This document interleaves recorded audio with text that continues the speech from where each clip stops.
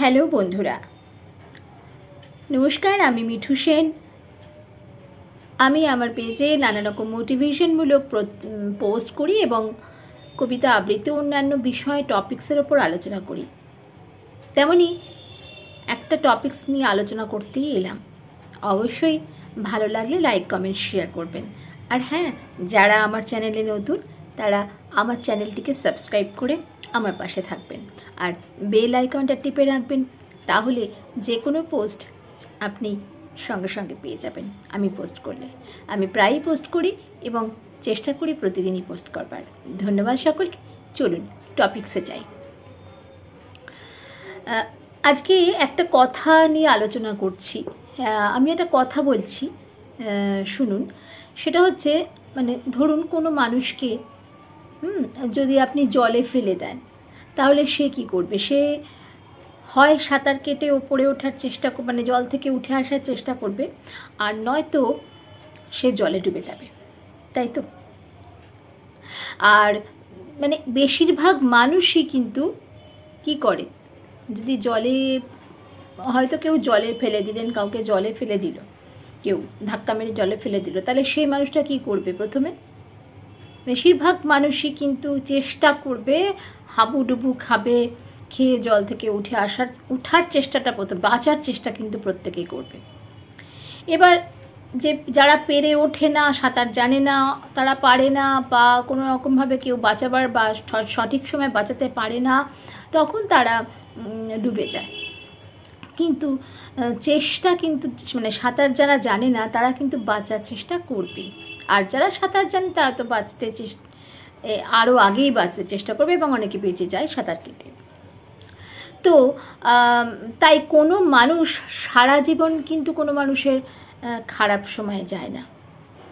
সে ঘুরে দাঁড়াবেই, এবং যদি কারুর খারাপ সময় জীবনে আসে না, ভগবান যদি কাউকে খারাপ সময় জীবনে দেয়, খারাপ সময়ের দিকে ঠেলে দেয়, তাহলে মানুষ কিন্তু খারাপ সময় থেকে উঠে আসার চেষ্টা করে, সময়কে ভালো করার চেষ্টা করে। আর এই সময়ে, এই খারাপ সময়, ধরুন জলের মধ্যে কোনো মানুষ যদি ডুবে যায়, তাকে কেউ যদি বাঁচাতে যায় বা বাঁচায়, তাহলে কিন্তু সে সারা জীবনের জন্য তার কাছে ঋণী থাকে এবং সে প্রকৃত বন্ধু চিনতে পারে। ঠিক তেমনি যখন কারুর খারাপ সময় আসে, যখন সে পরিস্থিতির চাপে পড়ে একটা পরিস্থিতির সমুদ্রের মধ্যে সে হাবুডুবু খায়, দুঃসময় হাবুডুবু খায়, সেই সময় মানুষ চেনা যায়। এই সময়, এই দুঃসময়, এই কঠিন পরিস্থিতিতে যখন সে বাঁচতে চায় এবং তখন যে সমস্ত মানুষগুলো তার সাথে খারাপ ব্যবহার করে, তাদের নিজেদের খারাপ রূপগুলো দেখায়, সেগুলো তাদের মনে থেকে যায়।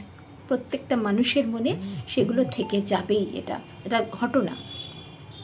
আমাদের জীবন মাত্রই ওঠাপড়া থাকবে, জীবন মাত্রই ওঠাপড়া থাকবেই। কখনো খারাপ সময় যাবে, আবার কখনো ভালো সময় আসবে। মানুষ সব সময় অন্যের ওপর আঙুল তোলে, কিন্তু আমি যখন এই দেখুন অন্যের ওপর, আপনার দিকে আঙুল তুলেছি, তাহলে আরও যে এই 3টে আঙুল আমার দিকে রয়েছে, তাই না? আমি যে আঙুলটা আপনার দিকে তুলছি, আমার 3টে আঙুল আমার দিকে থাকছে। যখন কেউ অন্যের ওপর আঙুল তোলে, তার 3টে আঙুল তার দিকে থাকে। এটা কিন্তু মানুষ ভাবে না যে মানুষের ওপর একটা আঙুল তুললে নিজের ওপর 2-3টে আঙুল আসে। তাই জ্ঞান দেওয়া না অত্যন্ত সোজা, কিন্তু এই জ্ঞানটাকে নিজের ওপর প্রয়োগ করা খুব কঠিন, খুব কঠিন। তাই বলবো, মানুষকে জ্ঞান না দিয়ে মানুষের পাশে থাকুন। কেউ যদি কঠিন সময়ের মধ্যে দিয়ে যায়, আমরা কিছু না পারি তার সহযোগিতা করে তার পাশে থাকার চেষ্টা করব। তাহলে মানুষ হিসেবে মনুষ্যত্বের পরিচয় দেওয়া হবে, তাই না? তো চলুন আজকে এইটুকুই। ধন্যবাদ সকলকে।